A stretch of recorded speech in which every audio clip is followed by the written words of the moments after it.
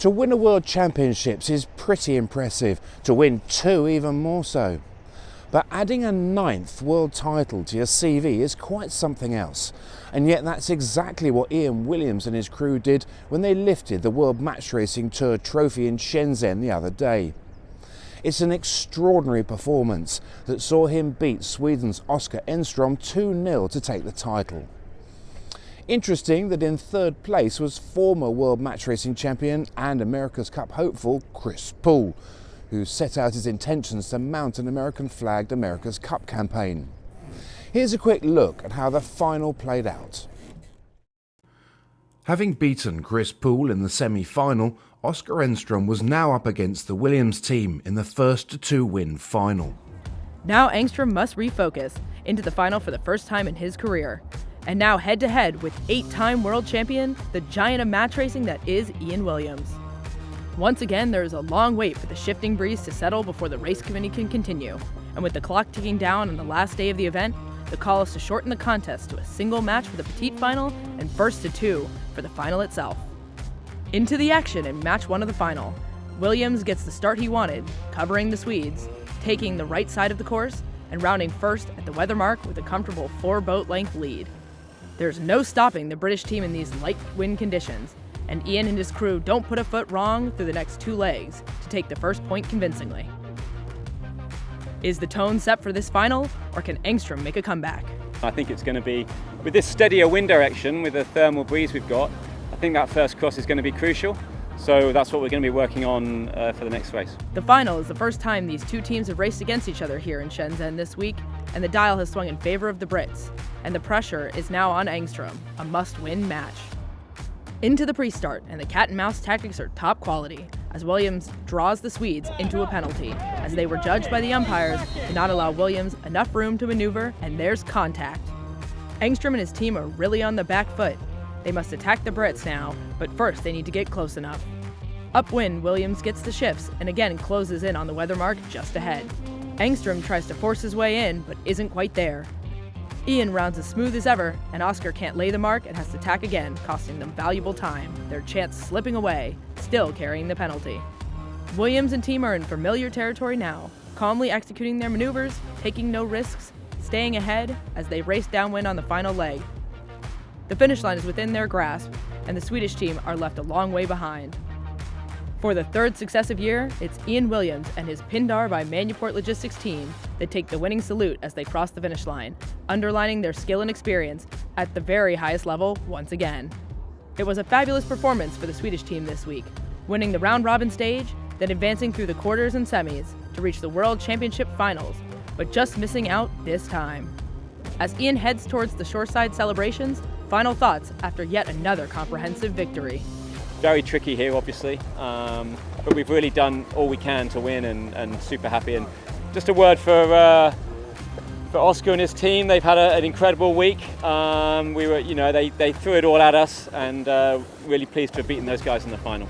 Celebrations ashore as the team hit the dock and the Match Racing World Championship trophy is presented. A glittering award ceremony in Shenzhen has become a tradition, and with the crowds watching, 3rd place podium goes to Chris Poole, who defeated Nick Egnott-Johnson in the petite final.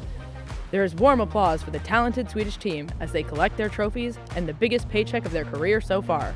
But for a record 9th time, it is Ian Williams and his team who take the $50,000 first prize and are the match racing world champions once again. Meanwhile, from inshore to as far offshore as you can possibly get, Benoit Hansberg and Jamilia Tazin race in their Class 40 Belgian Ocean Racing in the Globe 40 Round the World race have just passed Point Nemo. A few days before, they'd set a new Class 40 record, covering 459.78 miles in 24 hours. That's an average of 19.16 knots. Yep, in a 40-footer, double-handed, down there. At 2,688 kilometres away from the nearest piece of land, the International Space Station is closer. There's no getting away from the fact that down there, they're on their own.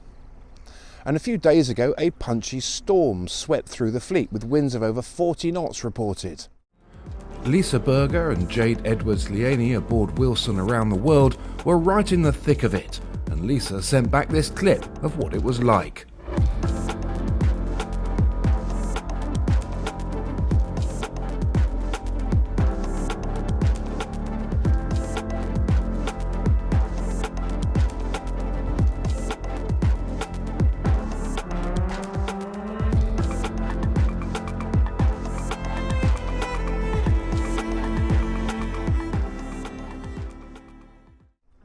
I know it's nothing completely new, but it makes me pause for thought every time. The 7,000-mile leg started in Sydney and finishes in Valparaiso.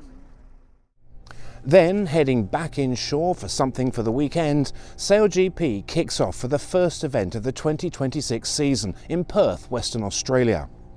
There's going to be plenty of attention on this event, not least because of the notorious Fremantle Doctor. Their regular and powerful sea breeze looks set to provide some decent wind for the opening event. There have already been some interesting and hair-raising moments for the teams as they were training, including this rather sketchy moment for the Artemis team. And that's another reason for the close attention, as Artemis Racing joins the action for the first time, with rock star Nathan Outridge on the wheels, Chris Draper on wing trim, and Andy Maloney on flight control. This team are coming in hot. Can I say that? Anyway, we'll be watching and bringing you our reports. And finally, the ocean is a remote wilderness. Everyday normality fades. We're at the mercy of the elements, and mental fortitude is tested as much as physical strength. while you may think that racing around the world is for the sailing elite, Sir Robin Knox-Johnson's Clipper race has taken over 7,000 paying crew across at least one ocean, and many have gone all the way around. They've been doing it for 30 years, so the news of a brand new design for the next wave of deep-sea racers is a big deal. Like the current generation, the boat is a 72-footer, which will represent the fourth generation of Clipper Yacht. She's been designed by Fish MDC with the lines drawn by Nigel Irons. The new yacht is based around an original concept by Clipper Ventures, which is being built in Qingdao in China. The new fleet is due to enter service in the summer of 2027.